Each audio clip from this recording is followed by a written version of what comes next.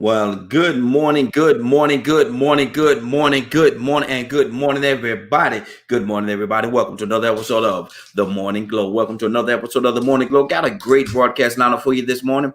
And before we get started, I want to say good morning, everybody. How y'all doing? I hope you had a great weekend. Anna, what you do the weekend? And happy Mother's Day. Happy. Yes, I got so spoiled. Wow, I was in disbelief. But I kept social distancing. I noticed a lot of people were not social distancing on social media. Mm-hmm. We did do a video with our whole family. My mom was so happy that she got to Yeah. see all her kids. That was Mm-hmm. pretty awesome. But my family's the type to get bored quick, so they were like after 15 minutes, all right, well, this Yeah. got boring. But then she called all her kids one by one, and she spoke to us all like an hour each. Mm. So I don't know if she just doesn't like she's getting used to the, video thing, Yeah. but That's she's so, yeah. working it out. Mm-hmm. Church service was good. Everything was good. Um, so yeah, I just kept social distancing, didn't go out anywhere. I'm dying to go out, and this weather's beautiful to go out Oh and yeah, it is. exercise, but social distancing. Mm-hmm. Mm-hmm. Exactly. Exactly. Captain Leonard. There you go. Good morning. Somebody How are said you? somebody. Leonard got a loud mic over there. Leonard need to turn his volume down a little bit, boy. God almighty. I need his mic. Yeah, yeah, yeah. Cause yours is look, yours is down here and his is whoa. All right, there you go. Good morning, sir. Leonard, how you doing? All right. How are you? Hey, doing good, doing good. Leonard, I tell you one thing about Leonard. Now he gonna get his water in now. All right. I have to, man. I Yeah, know that's exactly, right. exactly. Well, Leonard, how was your weekend, man? And look What's here. all right, man? I'm gonna tell you what me and my buddies used to do back in the day, man. We used to pick at each other, and Mother's Day we used to go to each other and say, "Hey, Happy Mother's Day, man." So Happy Mother's Day, Leonard. Happy Mother's Day.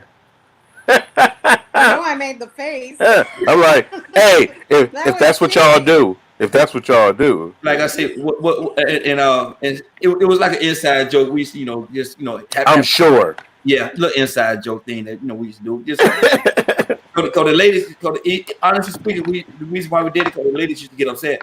How you gonna say Happy Mother's Day to him? He ain't no. We know he ain't no mother. He's a dude. How can he be a mother? But Well, they used they to be get. saying Happy Father's Day to single moms on Father's Day. All the time. They do it all the time. And they talking about like, well, she the mama, she the daddy. How can the lady be the daddy? There's no way. I'm There's no sorry. way. With all due respect, there's no way. We can't fill those shoes. Period. Exactly. Exactly. But I had a good time and I cooked dinner yesterday, man. And cooked dinner, man. Everybody enjoyed the meal, man. So that's good. I'm gonna tell you something. And I know you know about this, man. Yeah. Anna, without a doubt, I know you know. When you cook something and everybody enjoy it, don't it just make you feel good? Oh, you know it. And then they're going back for repeats and stuff. Come on, man. Pot is empty. See that when you cook something, man, and everybody enjoy that thing, man, ain't nothing like it. Ain't nothing. Exactly. But That's for us people that like to eat. Yeah. Exactly. And let me see, we got Krista coming in here. Let me make sure we got her there. Krista, Hey, good beautiful morning. lady. Krista, are you How are frozen? you guys? Doggone thing not froze. Okay. What you say? No, I was just picking food in the mouth. But happy Mother's Day, Christy. Well, thank you guys. Thank you for the nice call yesterday. And Mr. Leonard, I love that video. I was cracking up. Me and my mom was laughing and had tears coming out of our eyes. I love her, man. She's so funny. Good deal. Good I deal. love her too. Now we got y'all here, man. We got a few more people that's gonna come in, but I want to get into this topic, man, because I think it's a good one, and I hope we do it some justice this morning. Simple question. Christy, I'm coming to you first. Always. What is family? We are family. Ha ha ha ha. I got all my family with me. Hey, hey, hey. I love it. Not only did you butcher the song, you messed up the word. Lost hope.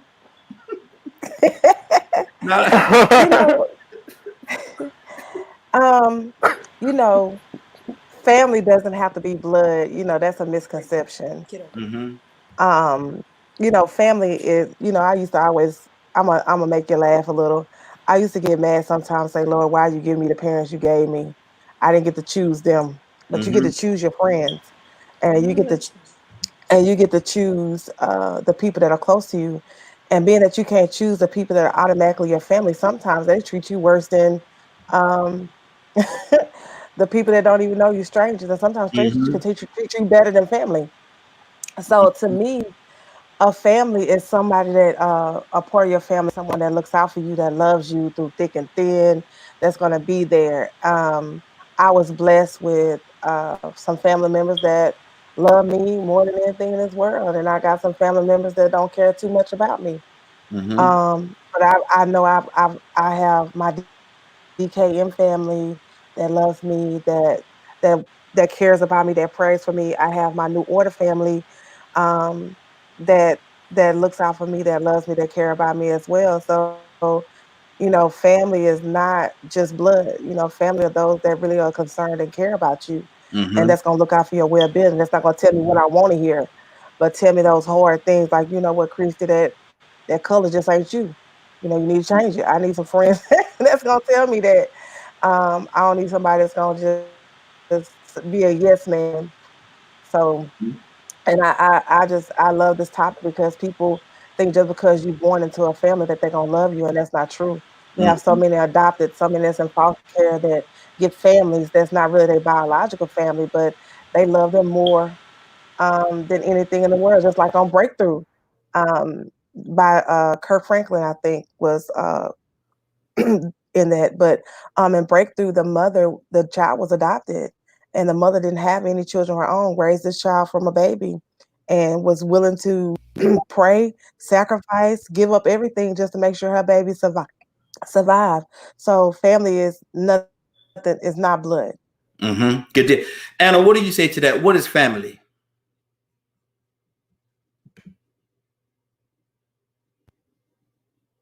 Unmute, Anna.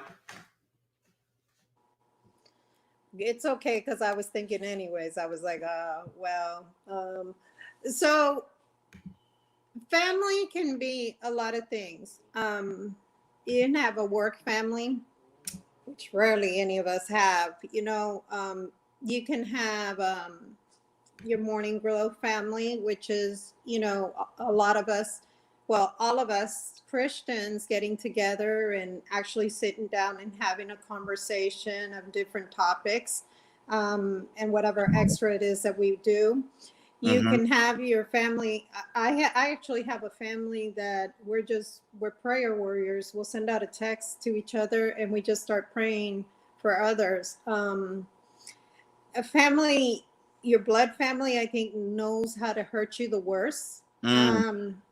And I'll speak for myself. I really don't care who's listening or not listening. I was at a point in my life where being military, a lot of times you don't see your family.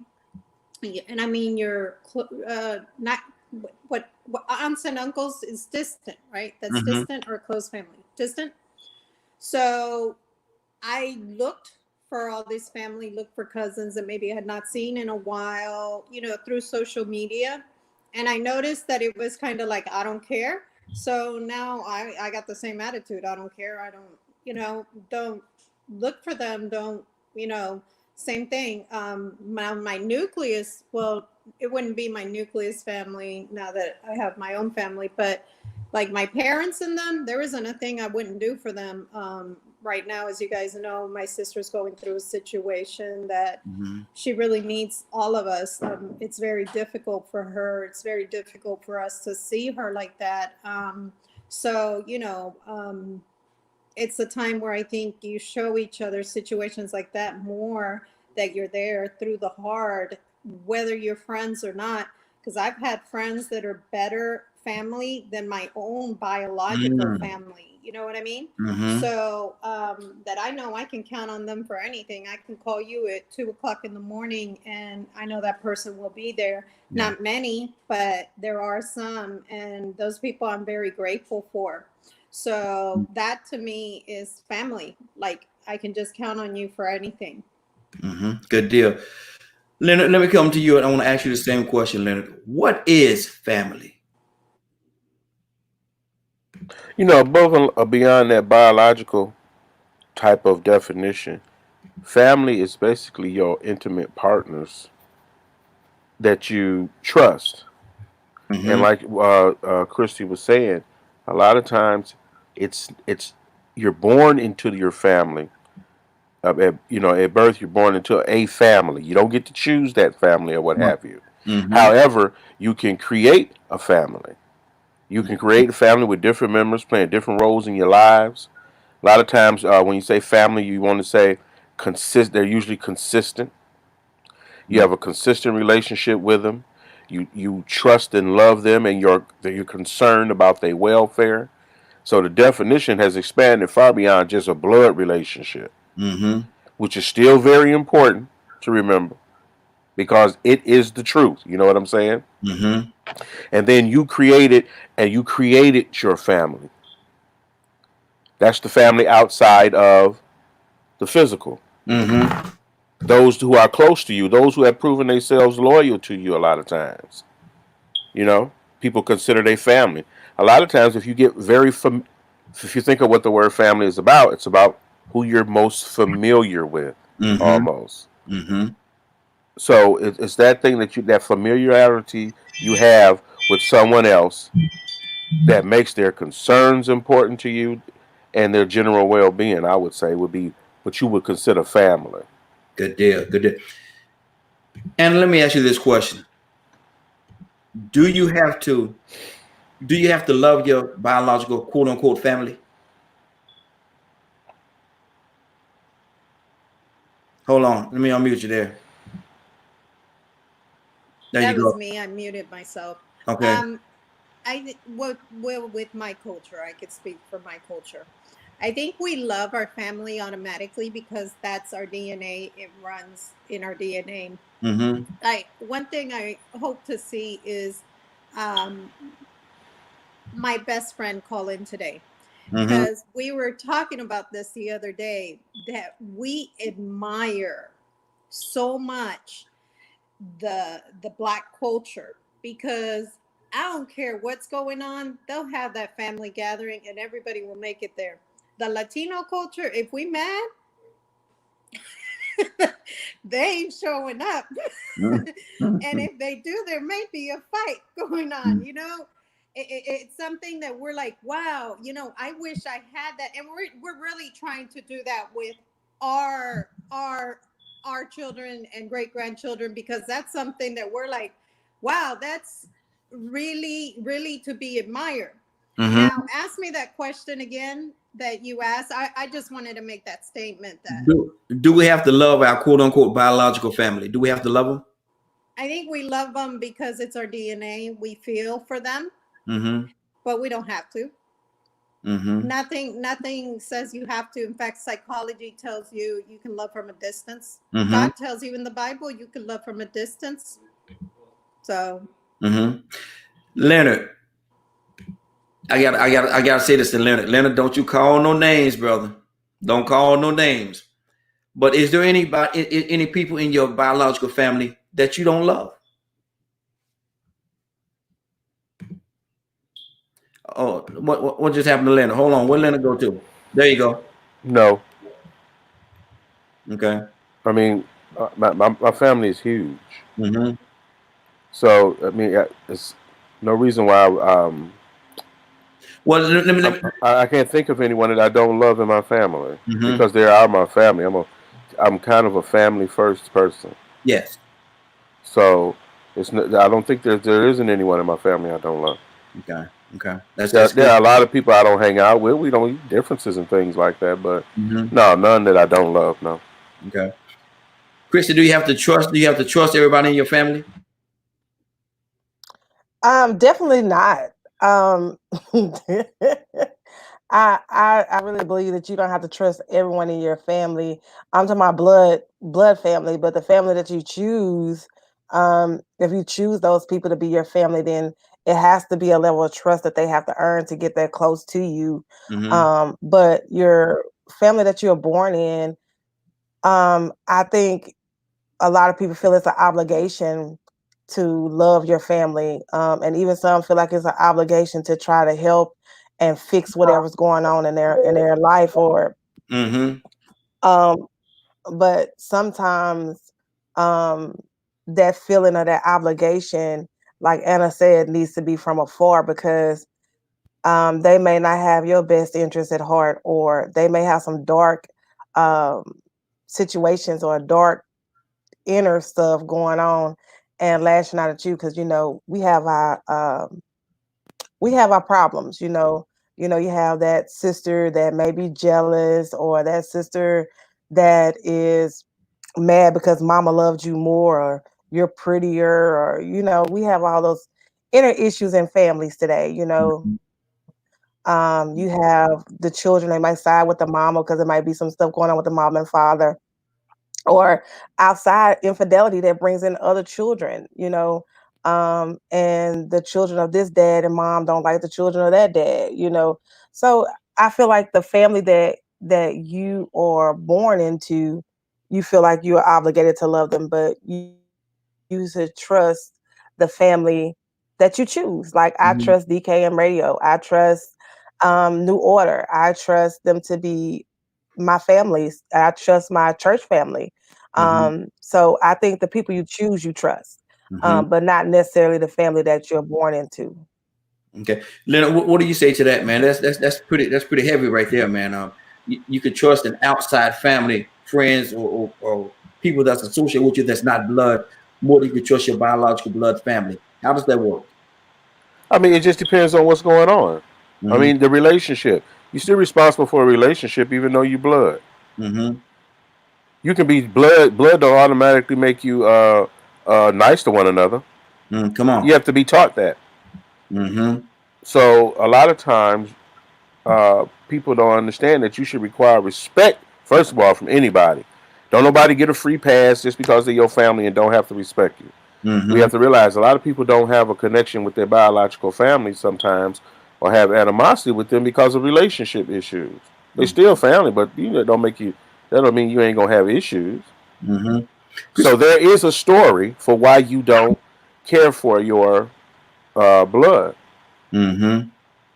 And a lot of times there's a lot of underlying things that has come into play that has gotten you to the point where you don't, because naturally in a natural situation you're going to love them, Uh huh. you're going to care for them, and you're going to want the best for them. But when they start doing things, when Ray Ray start coming to your house, stealing your stuff out your house, and disrupting every time you come there, yeah, you might have to, Christy, you might have to draw some boundaries, right, Christy? You definitely have to draw boundaries. Oh, hold on. Hello, can you hear me? Yeah, we hear you. Uh-huh. Hello. Yes, we hear you. Oh, I say you definitely have to have boundaries with both family and DNA family, and your adopted family, I would say, or your friends or loved ones. If you don't have boundaries, and the thing is, if you don't know your own boundaries, you'll let somebody run over you, and that'll bring even more psychological issues to you. Mm-hmm. So you definitely have to have those boundaries with family, like, especially family members that have drug issues, or family members that have mental issues, or family members that they have those type of issues, and you can only go so far with them before you have to allow them to want the help for themselves. Mm-hmm. That's good. That's good. Now, Leonard, is there a time at time we have to shut them out, man? I was gonna say something a little different. Is there some time we have to just close them out, man, and not let them be a part of your existence, this family that we're talking about? Oh yeah, I mean, if someone, like I said, nobody get a free pass, man. Mm-hmm. You can respect the person as long as they're willing to respect you. But Mm-hmm. after that, you don't owe nobody nothing. Even family. Even family, even family. Mm-hmm. Like I say, like Chrissy, you don't choose to be in the family that you're in. Mm-hmm. You're blood related. If you're taught to love one another, then you probably will. However, we have so many people born into so many issues that it's a story along with it. It's just not something that just happens. Mm-hmm. It's just like any other relationship. If it don't have, anything to hold it together, it's not gonna work. I don't care if you blood or not. You Mhm. may do something because of a blood relationship between someone, but you're not obligated that way to take somebody's crap just because they're related to you. Mhm. Christy, what do you say to that? That is so true, but what Mr. Leonard is saying is also true. I mean, you don't have to take anything from anyone, family or no family. But we also have to study and understand the realization of the breakdown of the Black man and the Black community and the family. It all began with slavery. We still have a slave mentality. You have to understand that when we were slaves, that family was separated. Um, there was no marriage. There was no kids. Was not secure. They would be sold off, and had to rely on others to be their family. So in the Black community, I can say that we still are driven by that slave mentality, because you can look in our communities. We still have one parent homes. We still have children turn against their mother and their father. We still have a lot going on in our own community dealing with families. So um, the thing that we have to work on is trying to dismantle the mental things that's been put in our mind about family, and really understand that we have to break those generational curses that are on our families. The generational curses where we all don't talk, or generational curses where we speak to each other unkindly, generated curses where there's alcohol and drug abuse. It has to be someone in the family to break those generational curses, to stand and say that, I'ma love you and we're a family. So we definitely have to have our men and our women to stand up and provide houses and homes and family structure for our children. We have to make it better for the future. So talking about it is really wonderful.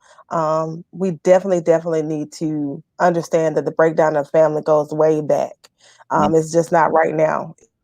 Mhm. It really affected us back when we were slaves. Okay. Now, Leonard, what do you say to the individual that says that slavery has impacted the black family all the way even to today? Would you agree with that? No, no, not in some of those issues. I don't do the uh, self-infliction thing. And to attribute something like that to slavery takes the responsibility of people to behave like decent, civilized human beings. And we can't use slavery as a catch-all for everything we don't like. We have people who have issues related to simply not wanting to do that which is best and that which is right.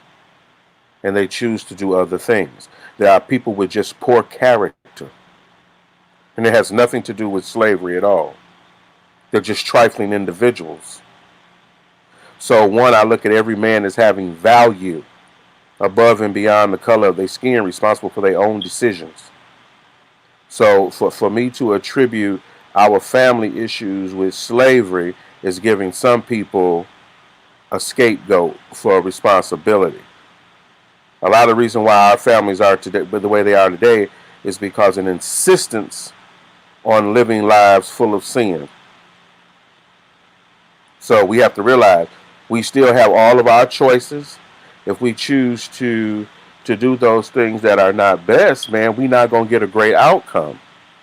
Not saying that people can't choose to live their lives the way they want, but we cannot ignore all of the healthy African American homes that are doing just fine in exchange for the few who choose to live a different way. But see, let me say this to you. Then I'm gonna go to Christy and Leonard. We got a little feedback coming from your line. So Uh huh. yeah, there's a little feedback coming from your line. I don't know what that is. It's a hissing. Watch this. You hear that hissing?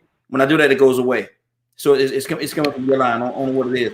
Yeah, I don't hear it at all. So But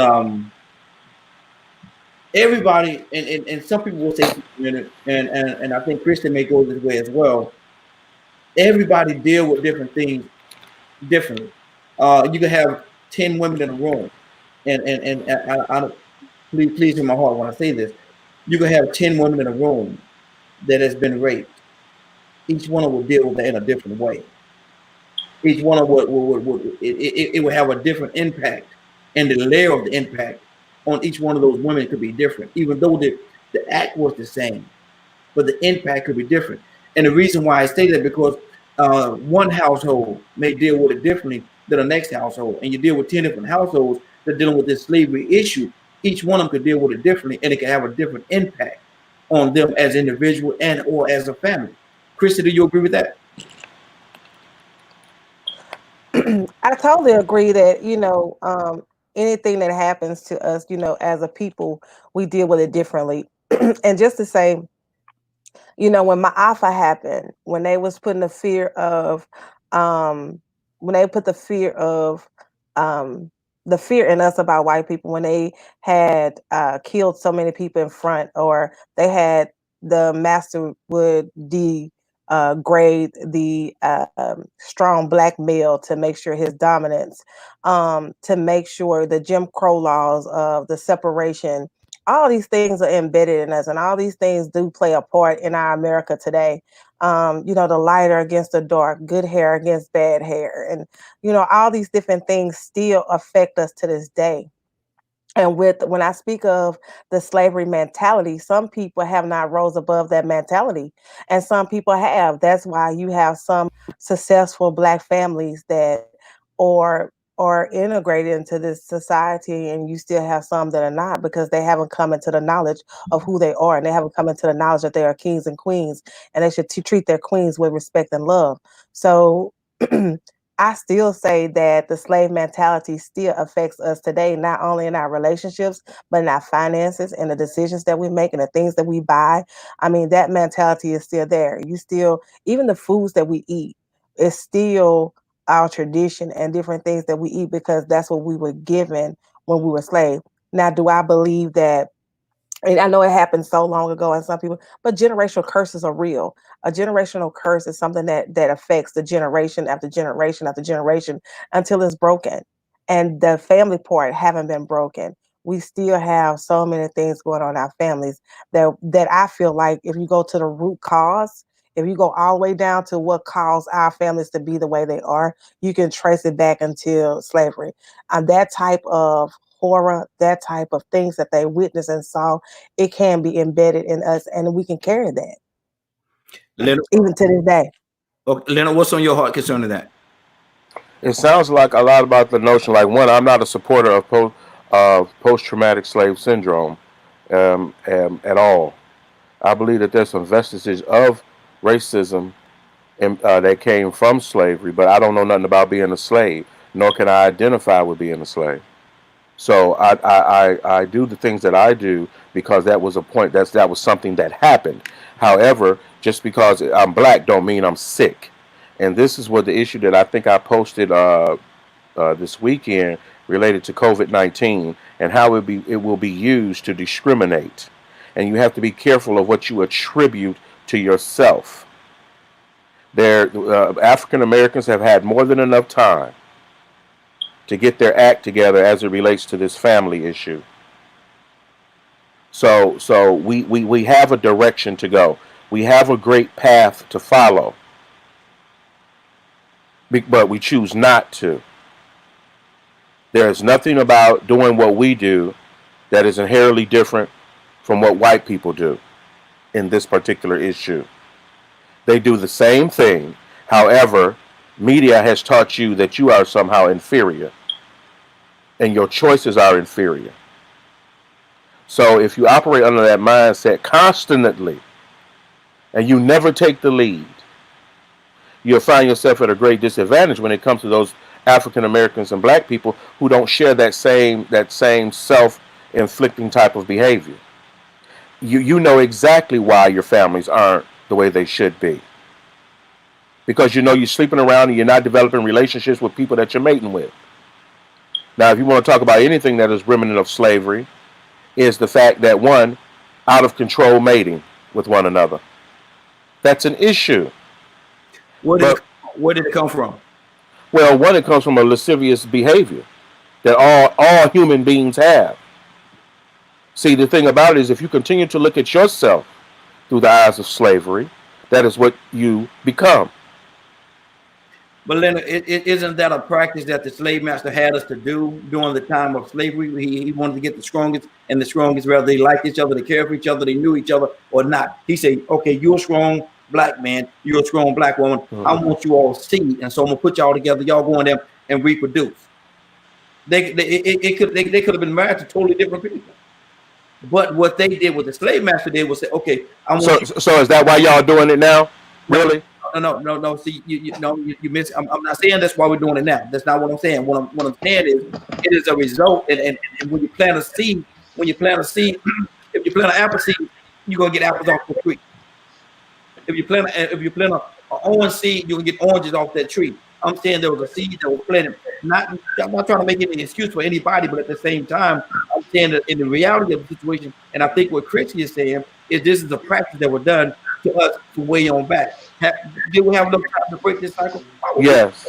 probably so. But at the same time, when you plant a seed, when you plant an apple seed, an apple tree gonna come up. Kurt, Anna, what we're talking about is how the people.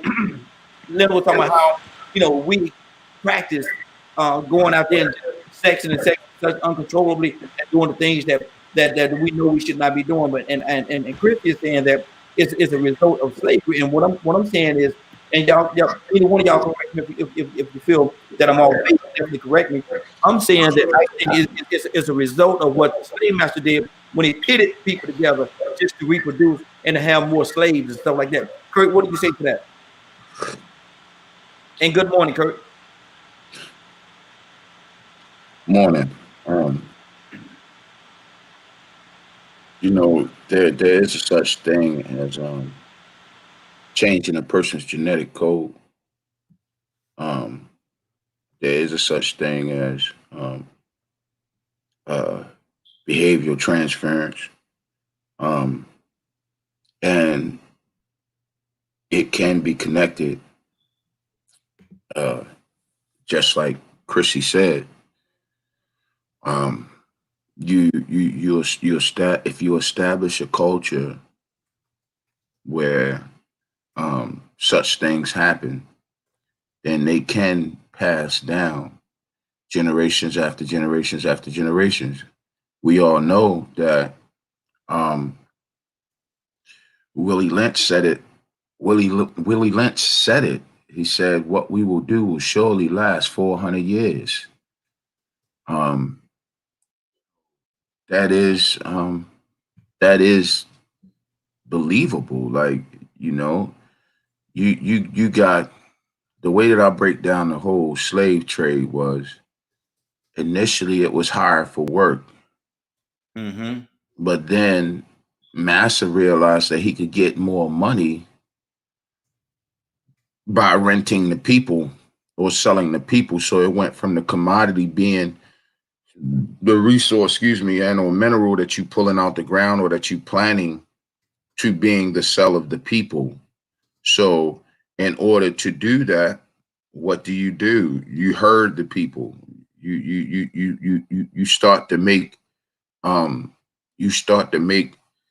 people create more, and then you divide them by selling them off. I mean, my family came out of Barbados and was sold to a man out of Dunn, North Carolina. You understand what I'm saying? And then he sold them to a Scottish man. So, I can't even imagine or fathom. We don't even want to even try and begin to think about how many slaves were made to have babies for the sole purpose of selling the babies. So, but Leonard's point is that he's saying, acknowledging that did happen, but he's saying it's been over 400 years. Shouldn't we as a people have broken that cycle by now? No, not when the cycle has been. Well, yeah, you should have broken the cycle. I should have never started getting high when I was 16. There's a whole lot of things I should have not done, or that I should have done. But the psychological, you got to understand the psychological breakdown. Everybody is not capable of breaking that cycle just yet. When the cycle has been perpetuated institutionally. So the whole idea of exploiting the Negro has changed over the course of time. That's historically proven. Kurt, I'm gonna move on, but let me ask you this. And I think this is one of the things that Leonard is saying too. And I want to speak. I'm gonna go to him next, and I certainly don't want to speak for him. But what do you say to the people that says we're giving the white man too much control over our lives? What happened back then happened back then, and we have to have control today of our own existence. I think to a degree, folks are right. But what I say to those people is, you know what? If that's how you okay, let me put it like this right here. If you have I buy a burger. A burger is from a cow. Mm-hmm. I buy that burger. Okay, I eat that burger all the time. Now there's what you call a beefalo burger. You know what a beefalo burger is? No. Beefalo burger, hybrid. It's a hybrid between a buffalo and a cow, right? Mm-hmm. So beefalo. So what am I saying? What I'm saying is I'm tired of hearing people say, well, we got to drop that, blah, blah, blah, blah, blah. But all at the same time, you saying that from the couch. Because things that we need to drop that, the institutional things that we need to drop that need to be spoken about down in them halls of Congress at the local, state, and federal level. And the only way that's going to happen is the people who have the awakening or have the people who are requesting those things need to be the main ones who's speaking up. Mm-hmm. Let me do. Leonard, what's on your heart, brother? Kirk put a lot out there for us. Oh, I'm just listening, but as I say before, my work is not around looking at my life through the eyes of somebody white. I mean, I never have. Mm-hmm. Slavery is I'm like Harriet Tubman about the situation. Free Negroes have a desire to be free. Mm-hmm. Plain and simple as that. If you do not have the desire, stay where you are. When the people were going to leave Egypt, you had a choice. Get in line and we leaving today. But if you prefer Pharaoh, you have the problem, not Pharaoh. Mm. You can't, I'm not going to allow Negroes to believe that a white man can sum up your entire existence just because he's doing something that anyone would have done. He's not a. What do you mean when you say anyone would have done? Anyone would have done what the white man would have done had they been indecent and inhumane. Mm. That's why he's so filthy that way. Because he would do that. That's what makes him foul. Because of what he has done to the African American people. My history can be summed up in 400 years of slavery. Mm-hmm. And then you negate the 1,000 of years before that. So I hear people talk about a lot of stuff, but I cannot trace my problems back to white people. There's a lot of people, man, that will feel a little differently than that. I do understand, because that is what I expect. Mm-hmm. That is what the research says. I'm aware of all that. Mm-hmm. I'm aware of the books written to prove this point. Mm-hmm. I challenge and debate individuals who this is their life's work, because they have produced such writings and essays and things like that about the subject. I don't do post-traumatic slave syndrome, for the very simple fact is that the whole notion is based on the Jews and their attached and what happened to them during the Holocaust. That is where all of that research comes from. There's been no research done on African Americans to attribute this actually to their outcomes. Mm. Because if you start and I have this one brother, very learned, teaches at several houses of education, you name it. His life's work is proving that African Americans have this disease, more so related to how my man Kurt was explaining it. And, you know, some people would even go to the fact of talk about how slavery changed black folks' DNA. And so we have to look at those issues. And there are things that fit the narrative. Do you not believe a part of that? A part of what? That slavery changed a part of the black man and black woman's DNA? No. Because there was nothing done to change your DNA. Because you got to think of the time. You have to think of the time that slavery occurred and what actually occurred. It had nothing to do with genetics. You were just sleeping with one another. You were already healthy, beautiful people. So if you sleep together, because this is the way it works, you're going to produce healthy, beautiful children. What are the results of that? What results? There are lots of results. But do those results attribute to why the African American communities are in the situation that they are today? Because if that is the case, you would have to remove all the white people in order to make black people well. So that doesn't sound rational, does it? My thing is this right here, Leonard. My thing is this right here. If I have a cut on the back of my hand, I have a cut on the back of my hand because of something that happened, and that cut started to heal. Okay, and I'm coming to you. And that cut started to heal, and there's a scab and soon the scab goes away, but there's a mark on the back of my hand where that cut was. And one day I look at that cut.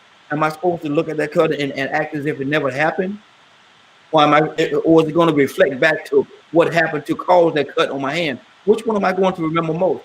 Am I going to deal with the unrealistic thing, to saying, well, that my hand is healed, that never happened?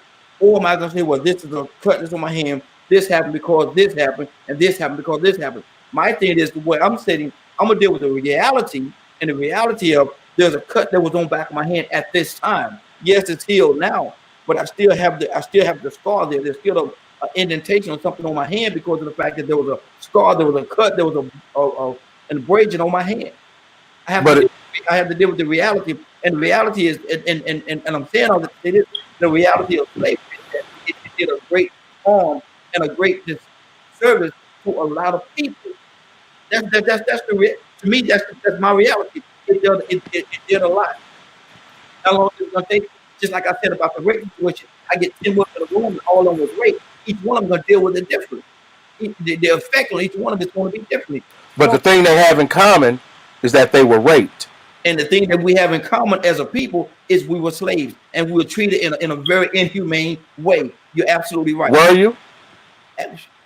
Are you questioning the fact that slavery was inhumane? No, I'm asking, did that happen to you? It happened to my ancestors. And right. Like I said again, if you plant an apple seed, an apple tree gonna come up, and from that tree I came. If I shoot Christy, do you die? From that, I feel the same pain. Would I die? No. But at the same time, I feel the result of what she's going through, and I feel the pain that she's feeling. Physically, maybe no. Physically, yes. But as long as I've been on the radio with you, what have I always said? Do you want to be healed? It's not. I don't think it's the issue of do somebody want to be healed. Then don't. Then don't. Lay there. It's almost that to me, Leonard, is almost like saying a person that's laying in the gutter on drugs. Do they want to be on drugs? No, but they have been on that drug for so long that their body has been calling for that drug, like Pookie in New Jack City. It be calling me, man. It be calling me. He don't want it. Does he want to do? Does he want to stop? Of course he does. Nobody want to see themselves in a situation or position like that where they have to be dependent on drugs and have to look at themselves in that way. You ever gave drugs to somebody that didn't want them, Raheem? Say it again? You ever gave drugs to somebody that didn't want them? I never gave drugs to anybody. Exactly. But my thing is this right here. But that does not change. The fact is this: when a person is addicted to something, when a person has something like that on them, you can't sit here and say what you're saying right now. My thing is, I would love to think in the reality of the situation, I would love to think that anybody that's on drugs would not want to be on those drugs because they know Kurt is in the job of fixing people's lives. Ask him. He's right there. Kurt, what's on your heart, brother? It's not that easy, man. Absolutely. Addictive behavior started out as a social deconstruction. You understand? Addictive behavior. The Africans really didn't have a real clue of what liquor was. They drank wine, but they didn't really know what like hard knock liquor was. That's been in the playbook since everywhere this man has gone. That's how he's gotten control of the society. He got them drunk. You see what I'm saying? That's not always the case, Leonard. I have sold drugs to somebody who realistically did not want them, and I beat myself up for it every day because I know that I perpetuated their sickness. Mm-hmm. People who suffer from addiction most of the time, and this is not making an excuse, it's just if you psychologically look at the things they will do to get that, there has to be some kind of something medical going on. They're sick. It ain't no. Let's use Lil Wayne for example. Lil Wayne drank that lean, knowing that he had epilepsy, and psychologically he told himself, or psychologically his body started to depend upon the lean to not have epileptic episodes. So when he tried to stop, all of a sudden he started having seizures and passing out and everything. So addiction is a sickness. It is. I don't want to take up too much time, but it has been scientifically proven that there are certain things going on in the brain that feeds addictive personality. But I have sold drugs to somebody who realistically, really, they did not want them, but their body was saying, I need this. Mm-hmm. You try looking at a man, look, Raheem, man, listen, man, I done hand checked the dude and he got doo-doo running down his leg, man. Female, she got doo-doo running down her leg, but in order to stop her bowels from flowing, she got to get high. It's real out there. It's not, I get what you're saying, though, dog, but it's not that it's not dry, homie. Yeah. Like you have gone through the mud, and you have gone through the mud, gotten clean, you know what I mean, gotten cleaned off, and because of the mud that you went through, it has taken you to a whole nother level. You're on a whole nother level, but the expectation, in my thought, the expectation can't be for everybody else to just naturally be on that level. They're not. They're not. Society has not dictated that. The social deconstruction definitely ain't dictated that. And we as a people are still trying to figure out how to get around this emotional and social deconstruction of our own selves and the things that have been planted thereof to stop us from even getting to your level. Mm-hmm. Good deal. And what we're talking about. Mm-hmm. Anna, what's on your heart right now? So Leonard had some very valid points. And I was all with Leonard. The one point where he totally lost me was, and again, I can speak for the Taino Puerto Rican culture from the Caribbean, okay? For our history, around the 1500s, we were raped and literally made combined with this different culture, which is the Spaniard culture, which had nothing to do with who we were as people. We were Taino Indians. That's why a lot of Puerto Ricans look Indian. Okay. That was who we were as people. But then they brought the Africans in, and the Africans, I guess, and the Taino Indians started mating. There is no history of the African culture raping the Taino Indians. But of course, the Spaniard culture did this. So they changed who we were as people because they just took over our land. They just took over who we were because the Taino Indian was so giving. So I think that does change our history and our ancestry and who we are as people. Now, we as Puerto Ricans, and this is where I agree again with Leonard, we as Puerto Rican have got to make change to that. We have to embrace it because that's who we are, with all different cultures in it. The Spaniard, for what they did by changing who we were as Caribbean, which is what's not only in Puerto Rico, it also happened throughout the Caribbean, as well as the African being brought in through the boats, which gives us just a beautiful three cultures, right? And it makes us exotic, I say, because of all that we have been through throughout history. And Leonard, I was with you until that part where you say when you were raped, because I can't feel somebody else being raped, or no one else can feel me being raped, but we were changed as people because we were being raped, and because our women were raped, and because our men were killed off. Our Taino roots no longer exist. You will not find a Puerto Rican who is truly the true Taino roots, which would be your Indian roots. We all have at least 13% of the Indian roots in us. So that did change who we were as people. And on that part, I can't agree with you. Now, throughout history, should we continue living on the past? Absolutely not. We should move forward and show, guess what? And this is, because to me, all of Europe is all the same. We should turn around and say, you know what? Although you did this to my people, we are better, which I know that's what Leonard, or I believe, I may be wrong, that's what Leonard's trying to say. We as people are not these people that you guys try to make us to be.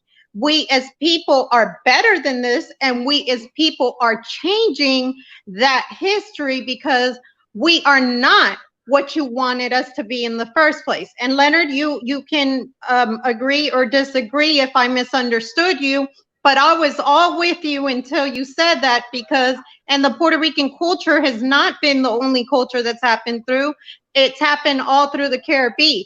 I can say that the Haitian culture was the only one that was able to defeat, because they were like, you're not going to do this to our people, but they did it across the Caribbean. Does that make sense? It does. It does. So, Christy, what's on your heart right now?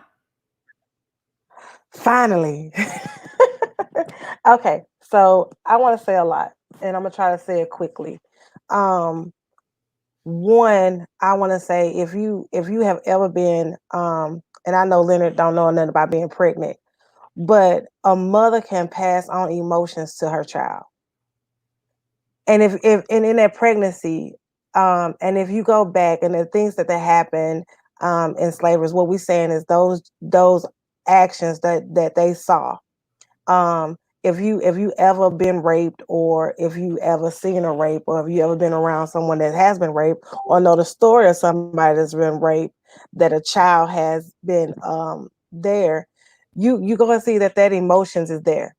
So I'm saying this, that those things that travel down from generation to generation are emotions, or things that they've seen, the hurt, the pain, the things that those people experience. Just like Raheem was saying, if you cut your hand, you're going to look at that scar and remember how that scar was there.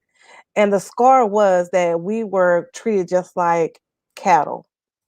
We were treated just like animals for breeding and for working purposes, and some were not nice.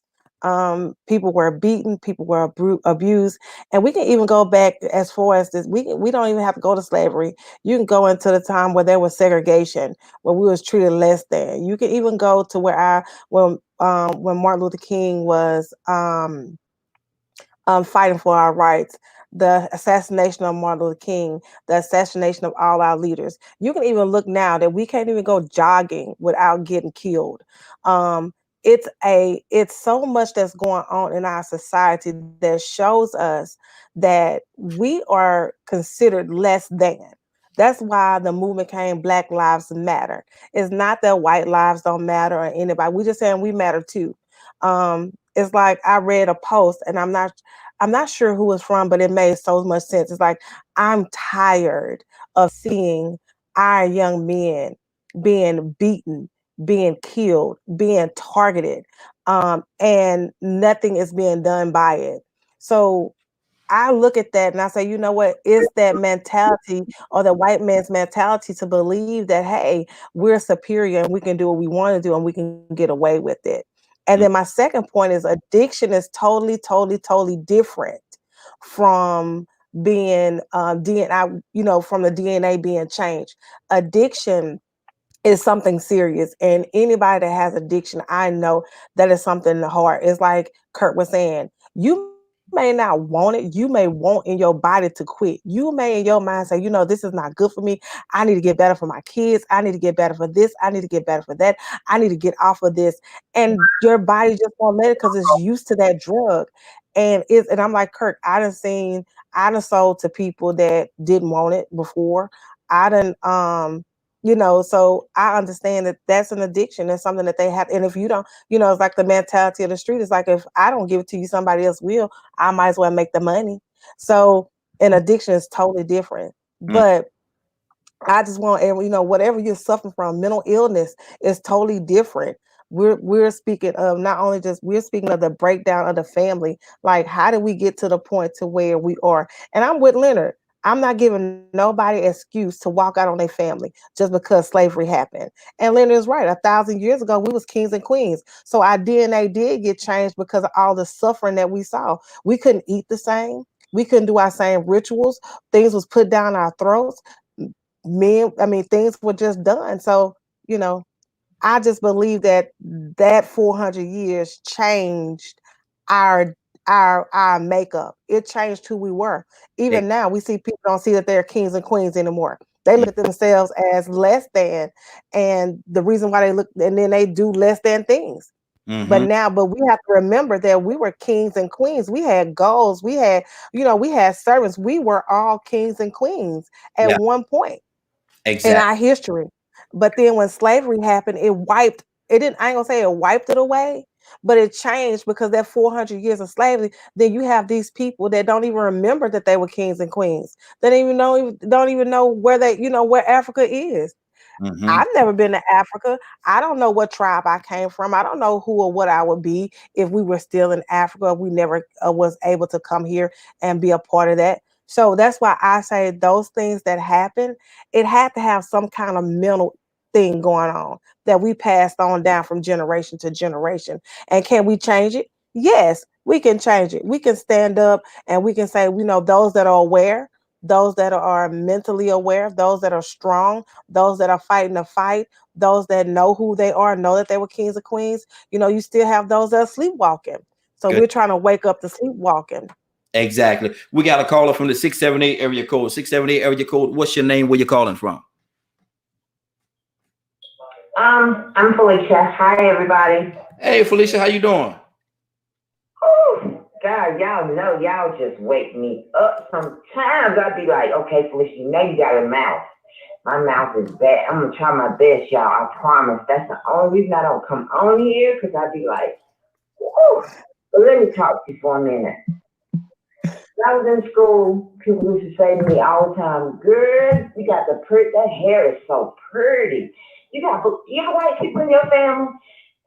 That used to really bother me because I didn't know what that meant. I just knew that my friends, they would say the same thing. You must got white people in your family. Then as I got older, I looked and I said, well, you know what? I look at my daddy, he black, just as dark as he can be. And then I look over here at my mama, she light skinned, but she black. But then I think about it, I said, well, it had to be come somewhere. So it's in my ancestry, somewhere in there. Okay?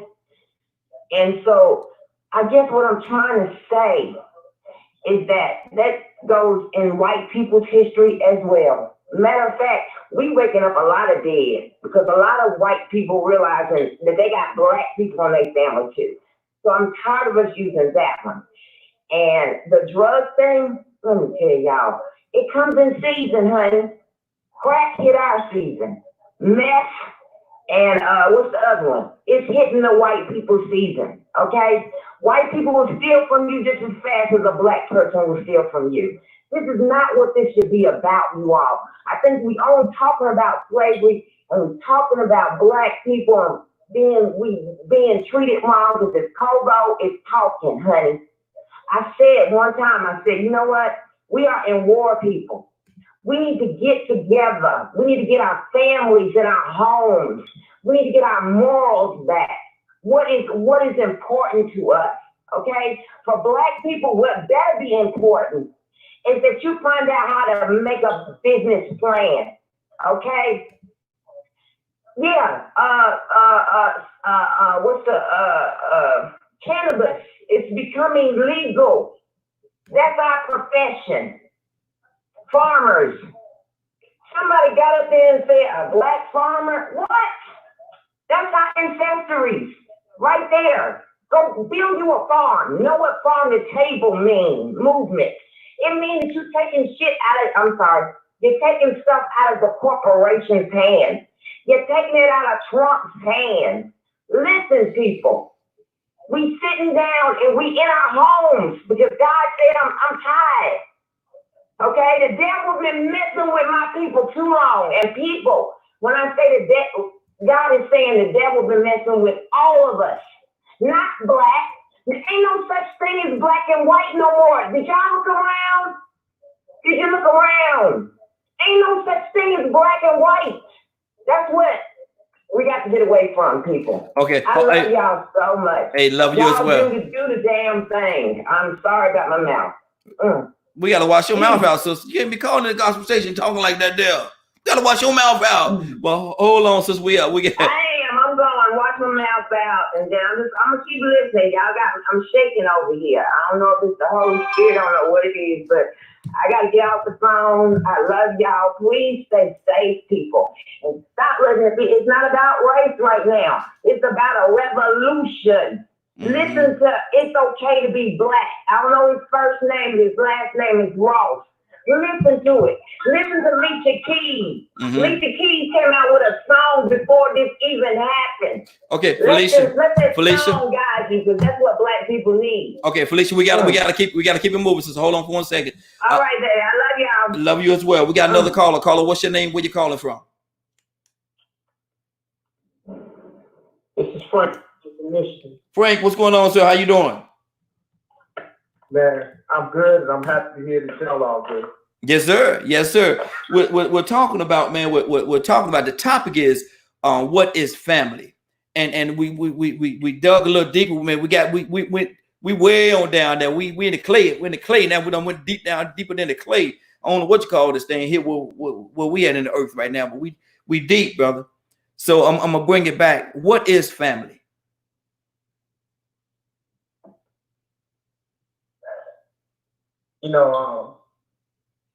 We have our biological family, mm-hmm. That we understand, that have, the same blood running through them that I have running through me. We have, our brothers in Christ. Raheem, I believe your family. Yes, sir. So we have our spiritual family. We have people that we're responsible for, that we know that God has called us to be in their lives. That's a whole totally different, dynamic and group of people. Where where I think it gets challenging someone sometimes is, you know, there's a lot of people that you interact with that you're not in covenant with. Mm-hmm. I know for me, you know, there's people that just see things in a way that we're just not in covenant. I can't, you know, if you're a person that's just a racist or just a womanizer or just an adulterer, we're not in covenant. I mean, I can pray for you, you know, but you're not somebody that can represent the Logans, or for me to consider you, you know, someone. We're not in covenant. You don't hate what I hate, love what I love.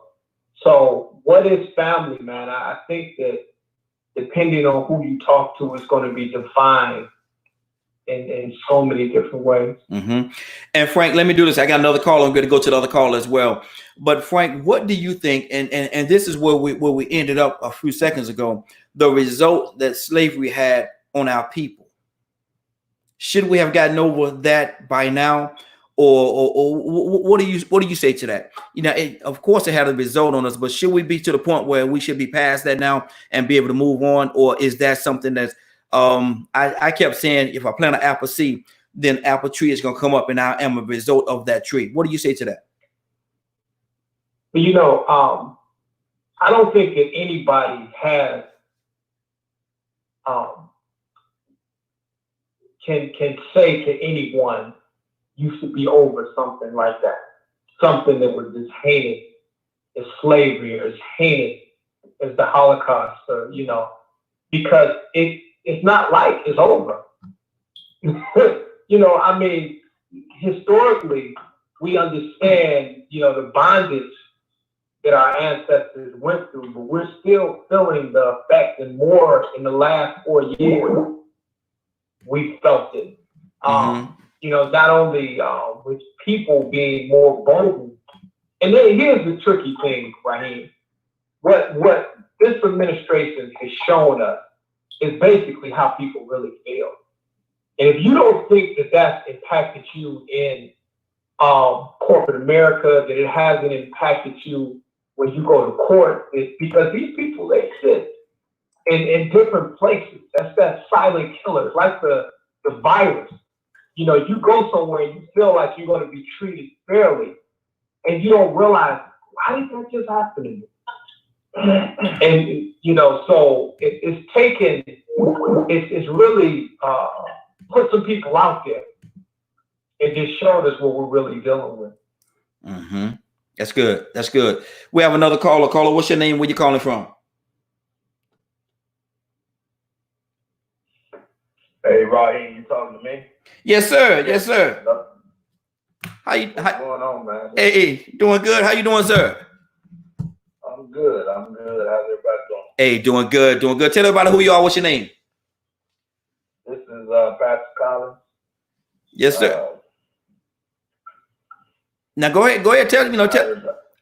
What church? What church? Oh, this is Pastor Collins. I'm pastor of New Jerusalem Baptist Church up in Lawrenceville, Georgia. Yes, sir. Yes, How's sir. everybody doing? Hey, doing good. Doing good. We're talking about what is family. We're talking about what is family. Then I want to ask you the second part of the question as well. So, where you are, Pastor Collins, what is family?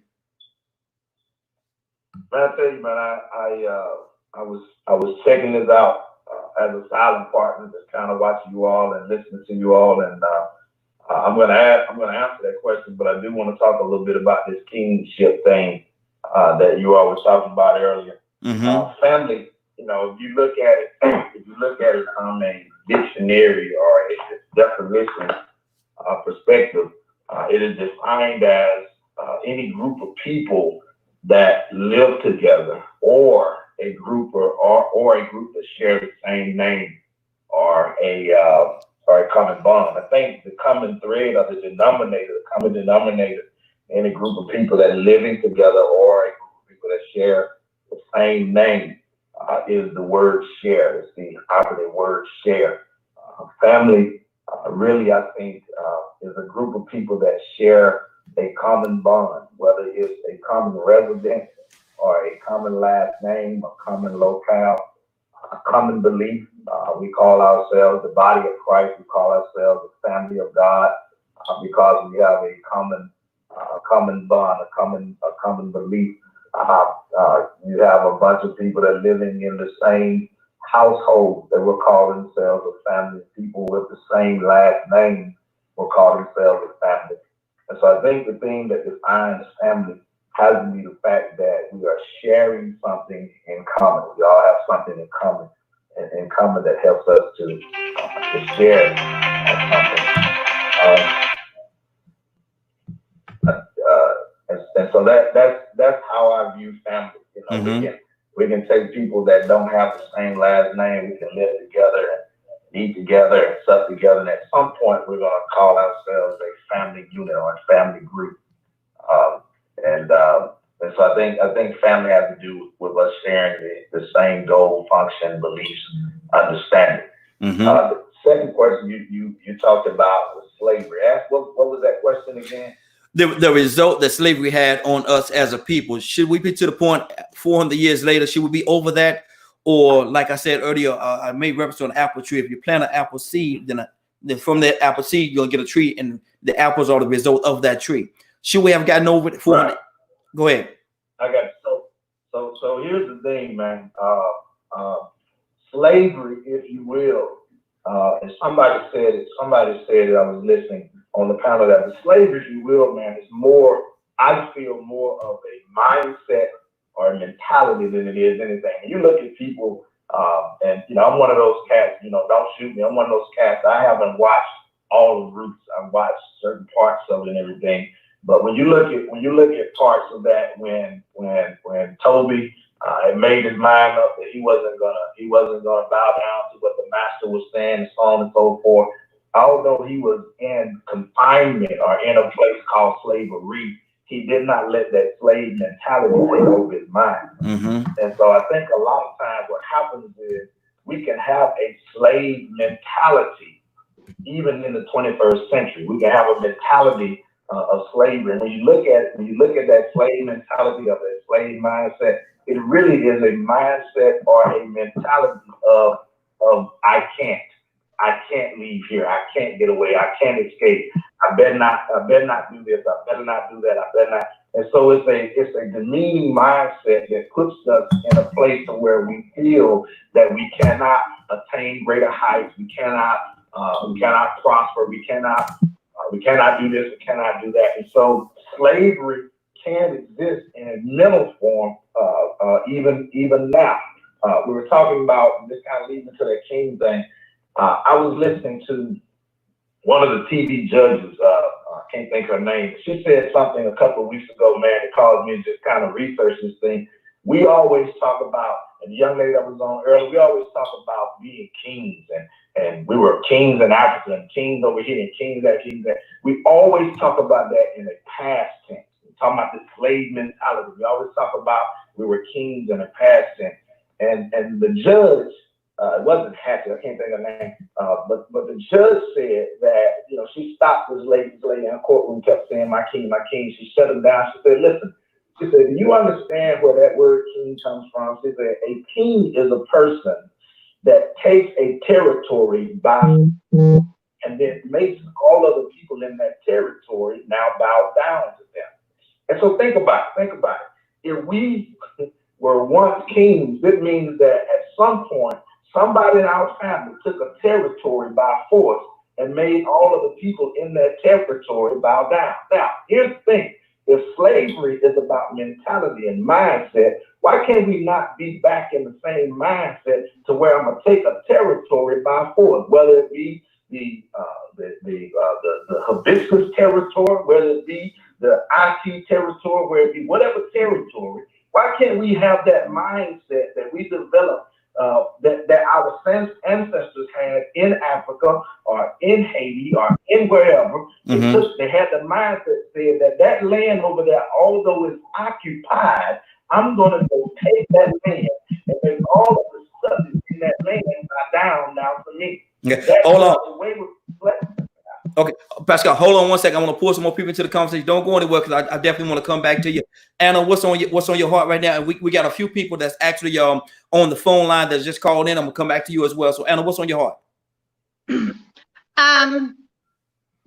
And what's on my heart in which point? The slavery or Either just or. all together? Yes, all together. Mm-hmm. I posted on my page, I think it was 2 to 3 days ago, and anybody who is on my page can see it. Fiddy was doing an interview on one of his children. One of his children, I guess, just does not talk to his father. For whatever the reason may be, he always paid child support, whatever, but he doesn't talk to his father. He ran into him. Anyways, it goes all into a detail, but and you guys can watch the interview on my page. But the point of the matter is that he refuses to talk to his father, asks his father as he's walking in the store, are you following me? And just doesn't know how to act with his father. And these are some of the things that the Bible talks about with these times. Like he says, it's not even about the money because he always gave him money. It's just him not looking for him. And I think they ask him a question like, I mean, but who do you blame for that? So I think his child is 23 or 24 years old. So who would you blame for that? You would blame your child because at this age, they should know better. They should be looking for their parent. And I know that, you know, it's kind of different from what we're talking about. However, it goes to talk about family, even your own kids. But the Bible talks about these times, you know, that these things are going to happen. Mother-in-laws arguing with daughter-in-laws and stuff like that. So it's just something to think about, you know. I kind of felt bad for him. I shared it because it was something that maybe, you know, others should watch and, you know, pray for peace, you know, between him and his son. But it seems like he's to the point where I'm fed up with it, you know, and it should never get that far. Exactly. Kurt, what's on your heart, brother? Talk to me. The sudden release of this incredible elite. Kurt? Oh, I was trying to unmute.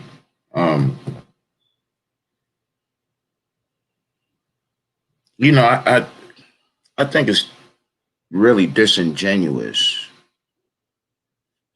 for anyone. This is just my opinion. I think it's very disingenuous for anyone to act as if what has happened to us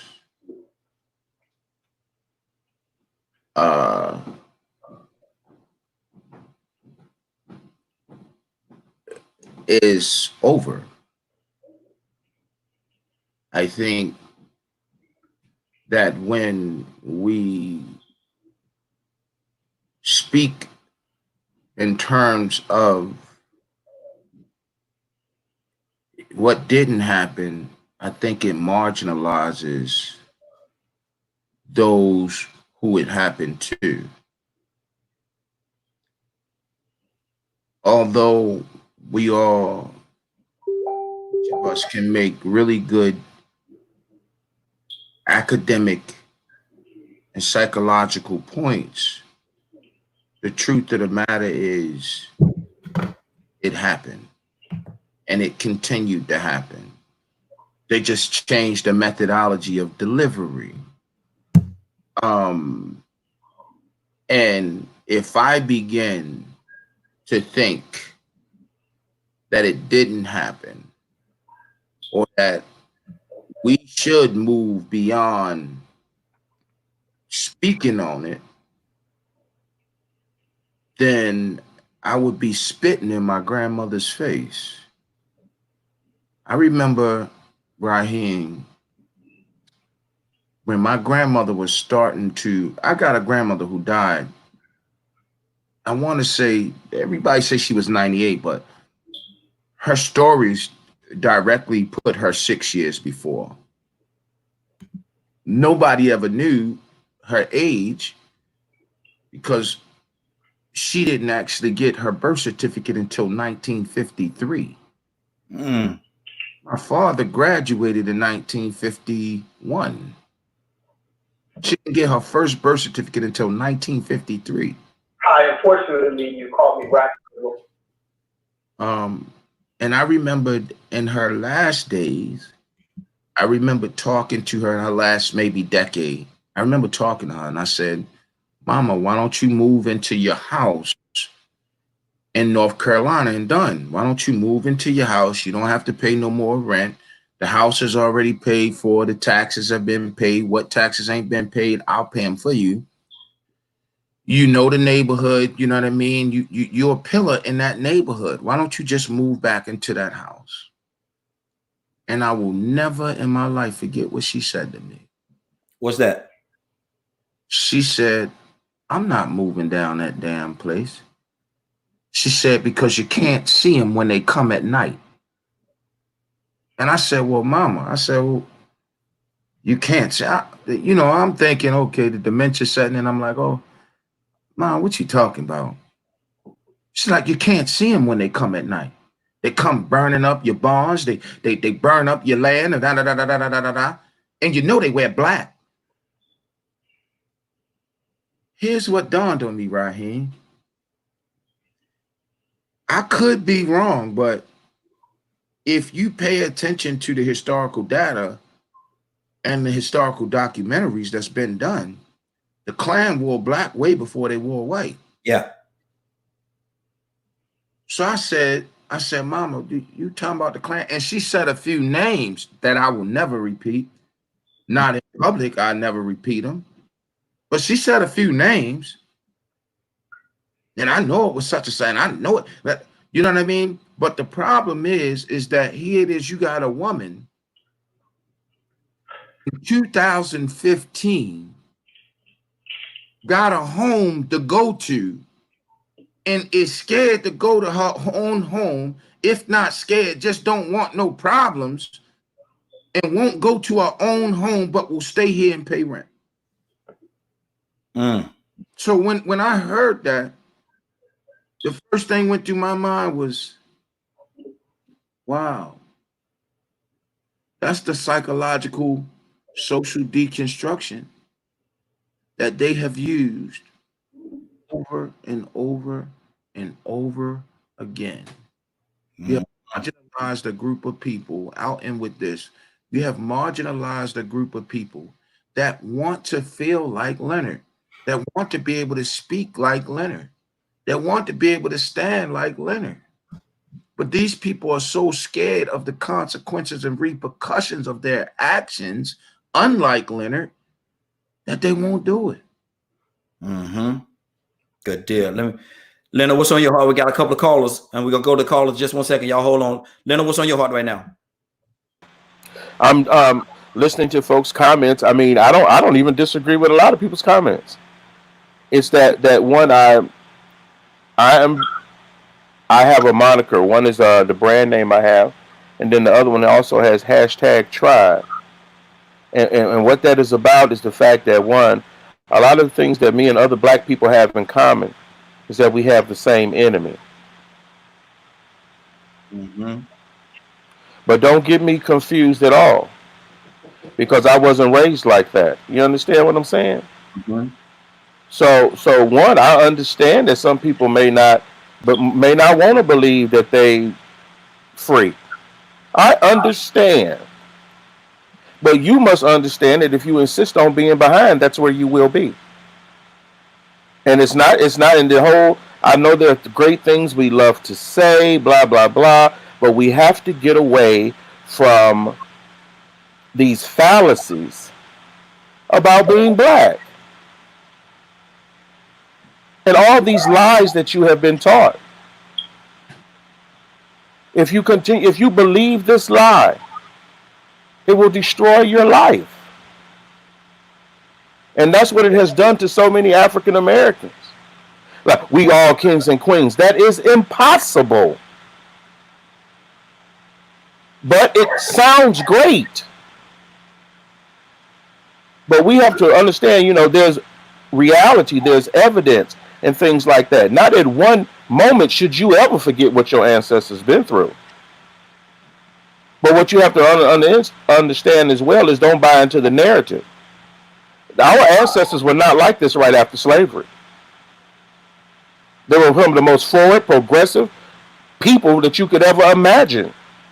And the things that they did and the knowledge that they had and things like that and the advances that they made and being able to take care of themselves and establish communities and everything else. But you choose to focus and fall in love with this notion in your head that this slave was somehow less than he really was. Just because you go to jail don't make you less than a person. You're still a human being. You still have the same faculties. Now you may go through a period and you become institutionalized. And then when you come out, we have to get with you and help you break that institutionalization. But guess what? Those that desire it wind up right back in that situation because they trust the slave master more than they trust themselves. So if you trust the slave master more than you trust yourself, that is a problem for you, not the slave master. Mm-hmm. Good deal. Good deal. Let's keep this thing going. Let's keep this thing going. Christy, what's on your heart, Christy? Christy, are you with us? Christy may have stepped away from her phone. I see she on mute. I don't think she hear you. She no, I can't hear Christy. You hear her? No, I don't. I haven't seen Christy in a minute. No. She called on the phone line. She's on the phone. Oh, okay. Yeah. Donald Toussaint. Donald Toussaint. Good morning, sir. How you doing this morning? Good morning. Morning. What's on your heart, brother? You been listening to the conversation? What's on your heart? I'm just listening to Yeah. I'm kind of like remember that Facebook sometimes I don't know. Because I don't fit in nobody else's category. Mm-hmm. Oh, maybe they may consider and you know, they say we should be like this or we're this. We should think like this. We should try to do this to accomplish this. I didn't have that. I didn't know. And so why I say that because I was listening to brother and some others talking about and saying that actually we feel like we're kings and queens. We were kings and queens at one time. Mm-hmm. But we come here and all of a sudden we act like peasants. Mm-hmm. So if you have a mentality of a peasant, why you call yourself a king or a queen? Mm-hmm. You know? And sometimes we want somebody else to do something for us. Kings don't do that. And he does it right. The kings conquer. He don't ask you what you're going to do. He tells you what you're going to do. Mm-hmm. But then we want to tell somebody what to do on their dime. They're not going to do that. So, you know, I caught some of what's going on. I'm just listening in. I think it started off as what is a family? Yes. Mm-hmm. And people identify families as anything you want it to be. So somebody does, they marry their dog. So there you go. Mm. Oh, that's a whole different conversation, that brother. That's a whole different conversation right there. Marrying a dog. Okay, so my daddy is my mama. Mass confusion. My other daddy. I'm gonna say it again. Well, that's my family. But the ordination of the original family was not like intended to be like that. Mm-hmm. Exactly. But exactly. We created, and we want everybody to comply to it. If you don't comply to it, you're offensive. Mm-hmm. Good deal. Good deal. Let me see. We got a couple of calls. I want to go to a couple of calls. Pastor Collins, we're coming back to you as well. We got one on 347 area code. What's your name? Where you calling from? Going on, family, comedian life, and Bobby Brown. Going on. Hey, what's going on, sir? How you doing today? I'm good, bro. Hope everybody else is as well. Yes, sir. Yes, sir. Bobby Brown, what is family, man? Talk to me. Light skin Bobby Brown. What is family? Rev touched on a few callers back. You know, some people that you share common interests with. I agree with that. As well as do they have to be blood? Do they have to be blood? Well, blood is always going to be the family if same blood ties. Just depends on what you call family. But I consider anybody that's blood related to me as family. But it's not always just that. You know, I got my Ponty family. You know, you can adopt somebody in your family. So, you know, it's that shared bond that the Rev was talking about earlier that I also consider as family. So he pretty much touched on that part. Okay. Now let's talk about the slavery thing. Okay, which part? What about it? Should we have gotten? Yes, we went through that. Yes, it was a terrible part of our history. But should 400 years later, should we be over that, or is that something that's going to stick with us for a while? No, you can't be over slavery, man. That's the only way you'll be over slavery. To me, at least for me personally, I can't speak for anybody else. Is when there's a more equal or as close to equal as a playing field as there can possibly be. Because I don't think it has to be equal because of, you know, so much time has gone by. I mean, you can't have somebody enslaved for X amount of hundreds of years. You free them through the proclamation, the Emancipation Proclamation, and you know, just throw them out there in the wilderness with no education, no know-how on you know how to manage money. You know what I mean? You have a few that were able to come back and try to instill education and finances into, you know, the masses that didn't have it. But, you know, we go from organized slavery, we go from unwilling slavery to organized slavery through sharecropping. So that takes place for an extra 100 years after we're free on paper. So now you're free on paper, and when you're free on paper, you know, you're a sharecropper, and as a sharecropper, you know, you come into your kids being integrated in school. You think schools didn't become integrated on paper again to the late 50s. So now you're in school, and when you're in school, you got teachers teaching these kids or teaching our ancestors, our mothers and fathers, grandparents, teaching them that, you know, all you'll be able to do is get a job with your hands. That's how you came up with somebody like a Malcolm X. Malcolm X wanted to be a lawyer. He had a positive teacher. He had a white teacher. He had a positive teacher that told him he could be whatever he wanted to be. We would have never even heard of Malcolm X. But we did. That's recent history. You can't forget that. So now you fast forward with all this stuff into 2000, you still have all these lynchings going on of unarmed black men, and it has to do with race. People can say what they want to say, but it's racially motivated. You know what I mean? What happened to the brother, you know, a few months back that's just now coming into light? It's racially motivated. Good deal. So all that stuff stems from slavery. So to say get over it, no, you can't get over it. Good. I mean, hold on, Bobby. I want to pull some more people in, brother. You on the roll right now, brother. You on the roll. Hold on for a second. Don't go nowhere. We got another caller. Caller, right. Caller, what's your name? Where you calling from? I think it's Christy. Christy, you there? 318 area. Yes, I'm here. Okay, good. Yeah, I'm here. I'm sorry, but okay, what's on your heart right now? Christy? I'm about to say it. Wake up and go to sleep. Oh, we lost. Okay. Pastor Collins, what's on your heart right now? I guess I just want to try to clarify. You know, I can kind of get on the road sometimes. But you know, one thing, the question that you asked is, should we ever get over? Sorry, the person you were trying to reach has a voicemail box that has not been I'm sorry. set up Hold yet. on. Please try your call again. I'm trying to call somebody Goodbye. back. Chrissy got disconnected. I'm trying to call her back. Sorry about that. Go ahead, bitch.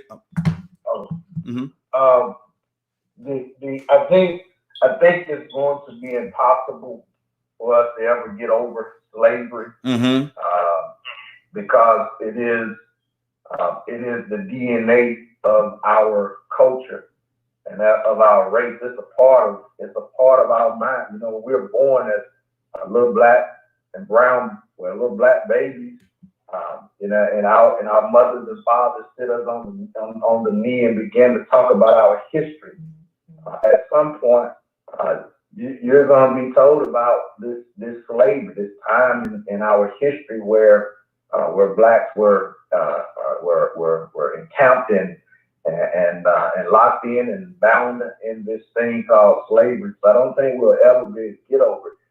I'm concerned though that we become slaves to the idea of slavery, and what I mean by that is we get to the point to where, and it was kind of like I was talking about that mindset, the I can. So because of our history, it's easy, because of anybody's history, it's easy to relive history by saying that because this is what was always given to me, I can't do any better. And so what I was trying to impress upon us is we gotta keep our history, understand our history, but let our history motivate us not to talk about a time when we once were kings and queens, but allow our history to motivate us to see how we can get back and climb back up to that pedestal. I think when we talk about slavery, you have that present day slavery, that present day mindset of many of my black brothers and sisters that will allow themselves to mentally be in bonds and in chains and not be able to move and do what life, freedom, and God has given us liberty to do. And so I was listening to Kurt talk about his relative who has a house but would not go back to the house. Well, it's that mindset of what really happened. Now, her reality is what really happened. That's the truth about what really happened.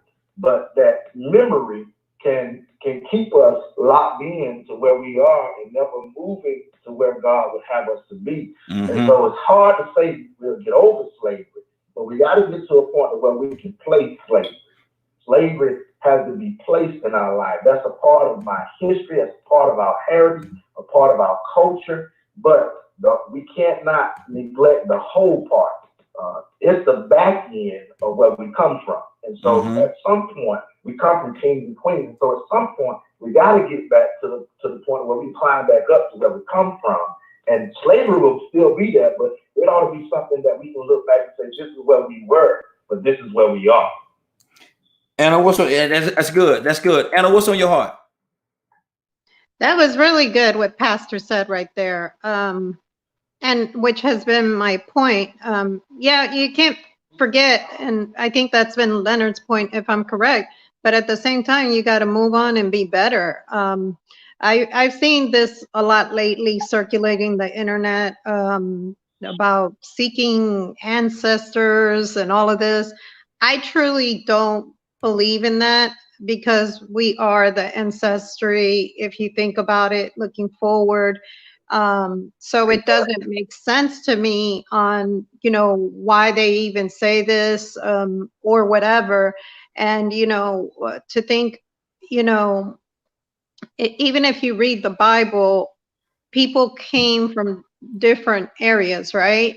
So first of all, that defaults the fact that you're saying that everyone came from one area, and so forth, so on. At least what I've read and seen on the internet. What I've seen, it talks about hate. God isn't hate, right? So nothing of his is about hating, even if somebody is in the wrong. So, with that being said, even if our ancestors or whatever were done a certain way, we can't continue with that hate. We've got to move forward and be that Malcolm X or be that Martin Luther King or, you know, be a lot of people, Sotomayor, which is a judge, be the people of Puerto Rico who changed the government and was like, we're not going to stand for that. Be those people, be the change for who you are. And when I see people complaining, well, this happened, that happened, and I can't move forward because of this excuse or that excuse, there's nothing I admire better than somebody either coming from the worst poverty, or if not, coming out of prison and just totally being a whole new person and getting out of that mindset. Somebody mentioned it earlier, I'm not sure who it was, or getting out of those drugs, getting out of that cycle, because it's truly a mental health issue, getting out of that cycle and saying, you know what? I'm done with this. I'm going to beat this with God's help, because of course we can't do anything without God. And I'm better than this. It's not that you forget. The drug addict's never going to forget, or the alcoholic's never going to forget, but they move forward from it and they stop it. And even though it's an uphill battle, and that's what we all have to do, you know, and again, my prayers go out to the young runner that was shot and killed, and to their family. And justice will be served. Justice will be served. A lot of us are rallying and, you know, doing what we have to do. And, you know, you're seeing breaking news come out or whatever, and we're going to continue doing that. So just get out of that mindset of you can't do anything because of this or that, or I'm already X'd out because I'm a Latino man, a brown, or because I'm black. No, do more. Do more. You know what? You have to show off 10 times more than the person right next to you. Then do that. Do that and continue doing that. That's pretty much all I have to say. Good deal. Good deal. Let me go. We got another caller. Caller, what's your name? Where you calling from? This is Cassandra calling from Atlanta. Good morning, Cassandra. How you doing? Good morning. We're talking about what is family. Cassandra, what is family? Family is those that stand with you through good times, bad times. They have similar mindset. They don't have to have the same mindset, but similar mindset, and hopefully moving toward the same positive goal. Good deal. Now, we're also talking about the slavery thing, and slavery was happening to us over 400 years ago. Can we get past that? What kind of a blueprint has that placed on our lives going forward, Cassandra? I need somebody to tell me what does getting past that mean, because I'm totally, how do you get past something that the people that oppressed you, they're not getting past it? I just feel like we get the stupidness about it. They're not getting past it, okay? Because we see that by Aubrey and all of the black men and women that are still killed, all of the injustice in the justice system, all of the injustice in the corporate America. So how do we get past it if they won't get past it? How do we stop them from killing us because they feel like it, because we were walking, because we were jogging, because we were talking? I mean, how do we get past that? So I need one of you who says that we just need to get past it to explain to me what that looks like. Because your oppressor is not getting past it. Absolutely. Donald, what do you say to that?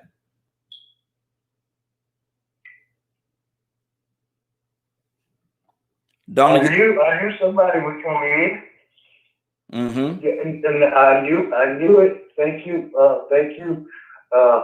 Because see, you expect something that somebody won't give you, and not saying that they won't, that you really expecting them to give it. You know they're not. They're not. You can forget that. I mean, if it was up to them, you'll still be in that predicament. And really, because of the way that society is, you still where you thought you was. If that makes any sense, because it comes in another form. They don't have sheets. There's no sheets. There's no chains. But they put something in the area. You don't have no boat or no plane to bring no drugs in. Mm-hmm. When the last time you had them talking about that's my hood, and you fighting and killing one another, and then if you go in their neighborhood, you mind in your own business, they shoot you down. And and here's what just me. I'm watching this thing, and I think they're gonna go free. That's just me. Wow. Your leader, commander in chief, does a crime every day, and they can't get him yet. Exactly. Wow, that's good. Raheem, can I say something real quick? I don't mean to cut off. Would you give me a moment to say something? Yes. Okay, so today there is a thing going on with the Cheyenne Indians in South Dakota. And what they have said is they put up checkpoints for anybody coming onto their reservation because they're trying to protect the people. There's 12,000 people there. If an outbreak happens there, it can take out that entire 12,000. So what they're saying is they're doing a checkpoint. They're not stopping anybody from going through, but they want to know what are you coming through for? You know what I'm saying? It's a precaution to protect them. The South Dakota government says, now this is Cheyenne land.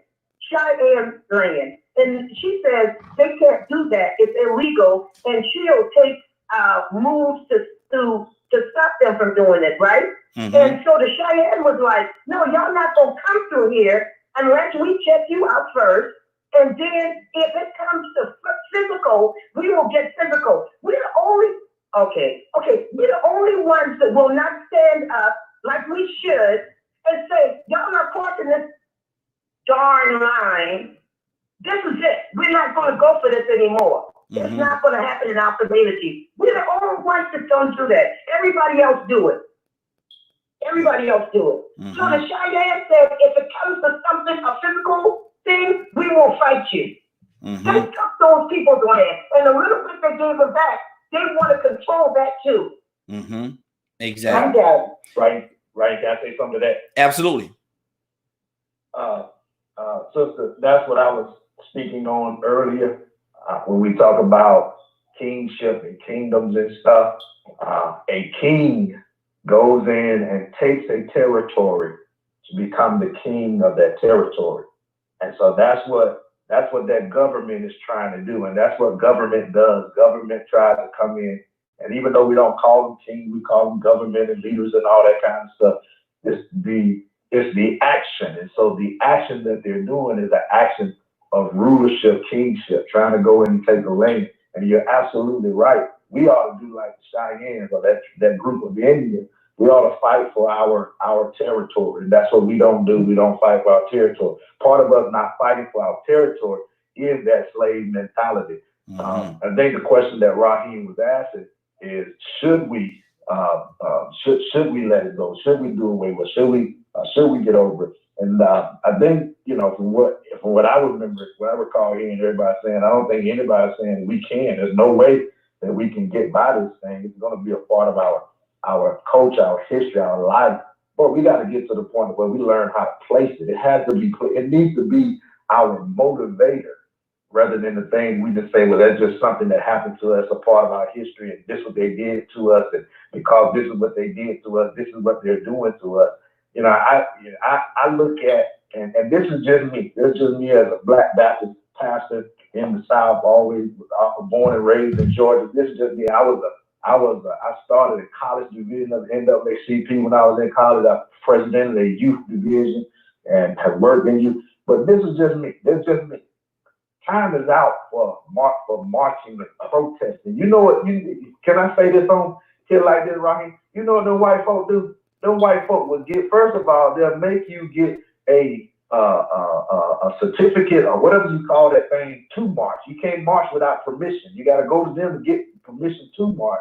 And then you got to tell them when the march is going to start or when the protest is going to start and when the protest is going to end. They let us do that, and they think to themselves, they're going to do this from 9 to 12 or 9 to 2. It's going to be over, then everything's going to be back to normal. And you're right. We got to take, at some point, we got to take on the mindset of Malcolm X and say, I remember Malcolm X was, well, no, it was actually a King movement down in South Georgia. They say, we're going to break the legs off the table. We ain't gonna be trying to stand up. We're going to break the legs off. At some point, we got to begin to put some action with our faith, because faith without works is dead. We can stand here all alone and complain about the fact that we used to be kings, we used to be queens, but when in the world are we going to step back up and try to move toward being kings again? Mm-hmm. Exactly. Kurt, what's on your heart, brother?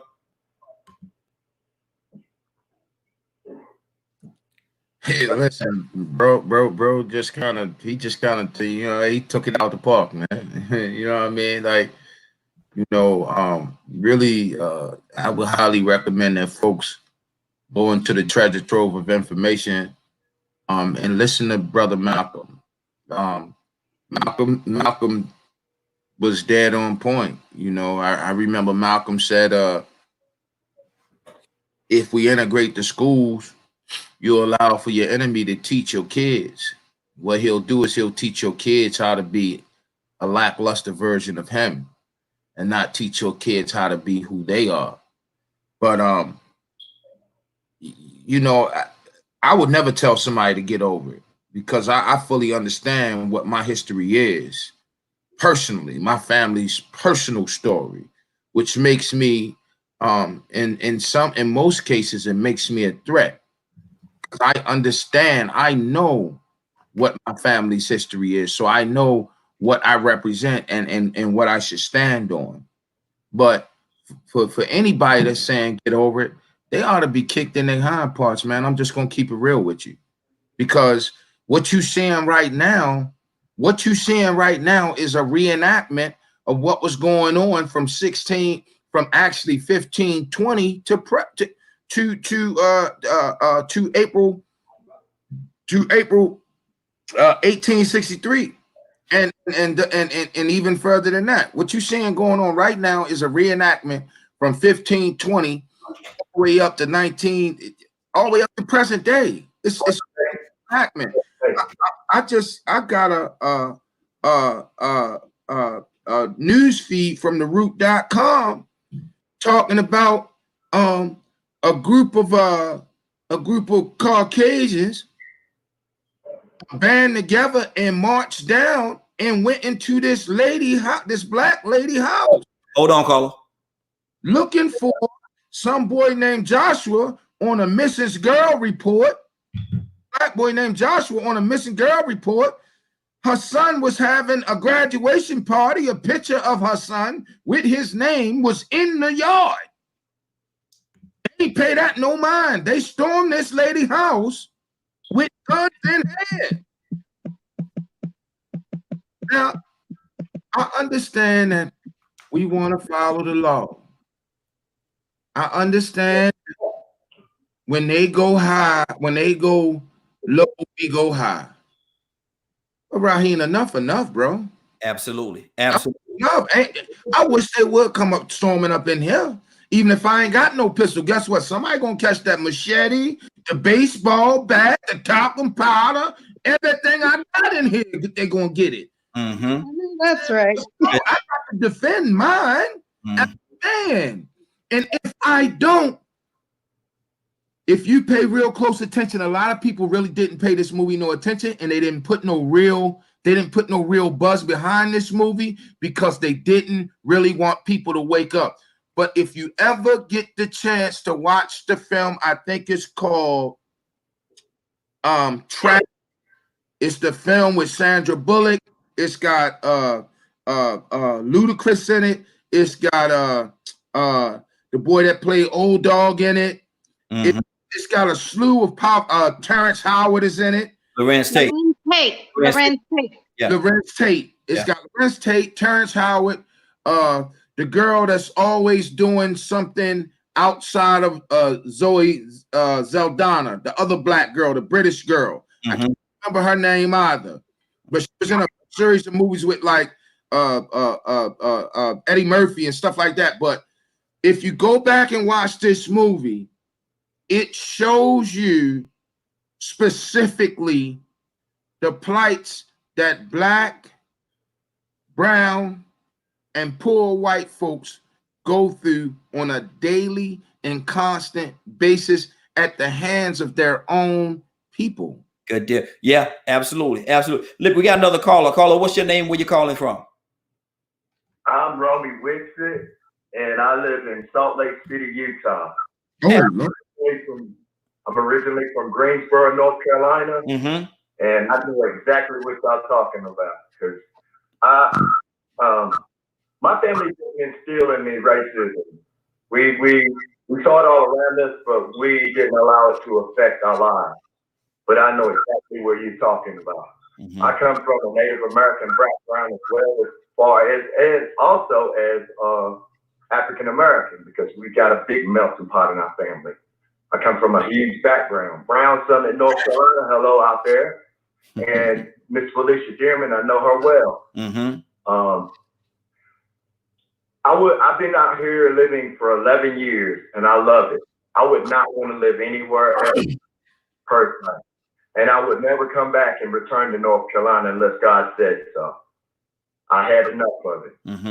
I used to live in this little town called Lexington, North Carolina. If y'all know where I'm talking about, the brother from Greensboro knows what I'm talking about. Yeah, I know exactly what you're talking about. I lived there for 5 years, and it wasn't nothing to see any given Sunday or any given weekend a Klan rally marching through that township. The sheriff that used to be in sheriff there at the time was Gerald Higgins. I don't mean to put no names out there, but y'all know who I'm talking about. The notorious man. And he, well, long story short, he was adamant with that thing. But we as a people, we as a society, we got to put God first in our lives. Yeah. If we put God first in our lives, none of that stuff is going to concern us anymore. You know, they always talking about Hitler and the Jews, 7 million Jews died from genocidal atrocities. You got to look at the Native American side and the African American side. On the Native American side, over 100 million have died, and it's still going on. It's still going on to this stuff. And the same amount, the same account is going on with Black Americans. But we're killing one another because we're listening to that lie, and we think that it's okay to do so. Absolutely. Absolutely. You're right. You're right. Leonard, what's on your heart, brother? I love y'all back there. Y'all doing a fine, mighty job. Y'all continue doing what you're doing and voicing it. You're voicing the truth. Not a lie. It's truth. It's not an opinion. Because an opinion can be a line you heard from somewhere else. And you thought it was okay to mention it again. And it's not. A lot of folks need to stop pointing fingers and start running their mouth about stuff that they don't even know nothing about anyway. Because that's what an opinion does. Exactly. That. Yes, those 2 men that killed that young black man, they're going to be held accountable, but they probably will escape from justice because that's what history repeats itself doing. But, place it in God's hand. God got it. He got it in control. Look how long it took from that point that it happened up until now, and now the authorities, they've been arrested. But you got to look at that segment when that whoever that was, that official, that government official that came on nationwide television and said what he had to say, that they are already there, the handcuffs on them, jury's on them, okay. But then in his closing comment, they shut the mic off on him. They shut the mic off. You couldn't hear what the rest of what that man said. I even made a comment on that. Said, did you see that? We didn't even get to hear what he said because they closed the mic off, whatever he said. Good deal. It was irrelevant anyway. Absolutely. Hold on, brother. They wanted to do anyway. Oh, hold on, brother. We got actually it's time for us to get on out of here. I want to go to Leonard. Leonard, what's on your heart, brother? It was good hearing people, but I'm telling you, man, a lot of folks, what they were saying, they're saying good things. And we have to understand, if you continue to cater to those that would prefer to be slaves, then that's all you will ever be. That's all you'll ever be, because that's all they're going to talk about. They're never going to talk about being free. Exactly. So I love my brothers and sisters. But once you get it, you'll bring up the rear. But I'm not going to stop doing what I'm doing to embellish a narrative that does not fit me. You know, one, I can't tell you nothing about no white man making decisions for me. I mean, I don't have that story, bro. Mm-hmm. I mean, I don't get down with it like that. You know, I champion people's rights. I always have been doing that ever since I was a kid. I was passing out union flyers when I was 10. Mm-hmm. So we ain't never been like a lot of people want you to believe. There are just some of us that refuse to do better. Mm-hmm. And that's what we're struggling with right now. And as long as you keep, just because you thirsty, don't mean you drink poison. Mm-hmm. Good deal. Good deal. Anna, coming to you, then we're going to get on out of here. Quickly, Anna, what's on your heart? And so I want to say something, and a lot of us that are on this panel, with the exception of one, as far as I'm concerned, we all deal with human rights, and we all deal with some sort of organization. I have mine, which I have my VP here. Leonard is the spokesperson to another. And that's exactly what we do. We fight for all these rights of all these people. But do you think any of us have told each other or said within ourselves, you know what? It's only about because we can't do it because we're this, we're that. No, every day we get up to fight for somebody's rights. Right now, I can't go into detail, but I have about 6 cases that I'm fighting along with, you know, my staff for these people that are for different reasons dealing with stuff. You know, a lot of times I did keep that mentality of, oh my gosh, I can't do it because I'm Latina in this world or in this nation. I can't do it because, you know, they're going to think that I have to deal with this immigration and so forth, so on. It will get me nowhere. You know what I'm saying? So again, we have to get out of that mindset and just go ahead and fight, but put God first. And everything we do, put God first. And I'm sorry, that's it. I know I went over. It was in my heart. And I wanted to thank my VP. Thank you so much for all that you do for me. All right, I'm done. Good deal, good deal. Cassandra, you still with us? Yes, I am. Cassandra, what's going on at 3 o'clock today? At 3 o'clock today, if you did not hear this show in its entirety, you can come back and hear the show in its entirety. Good, in its entirety. Good deal, good deal. Kurt, pray us out, brother.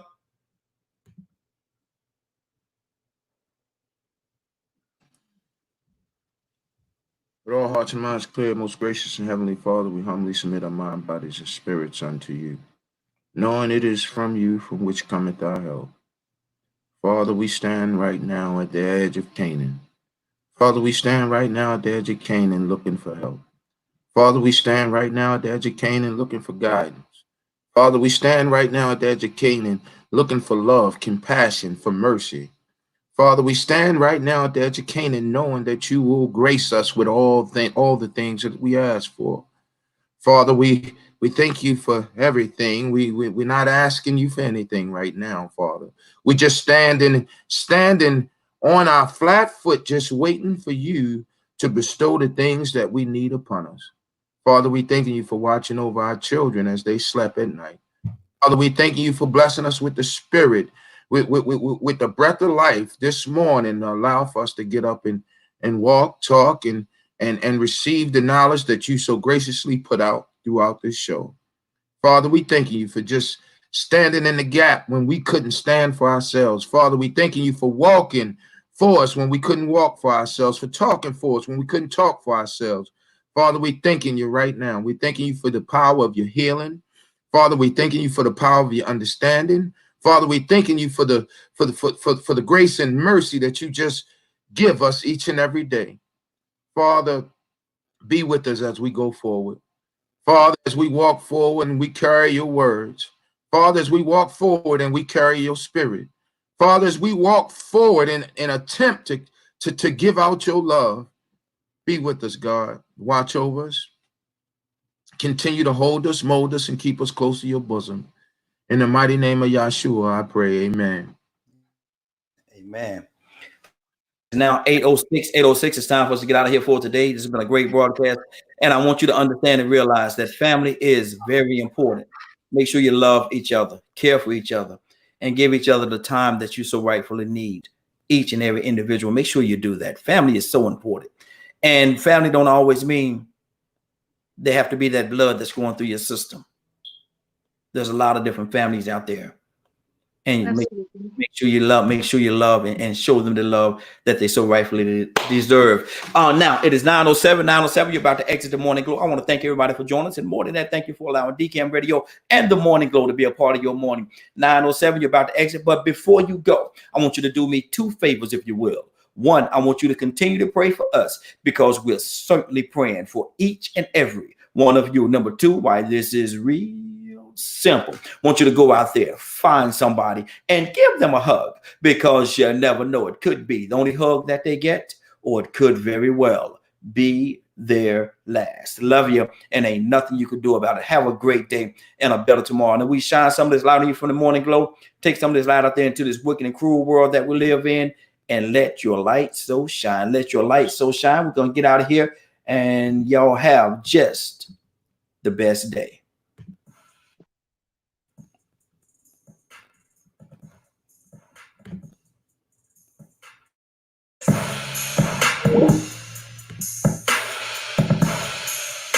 Have a great day.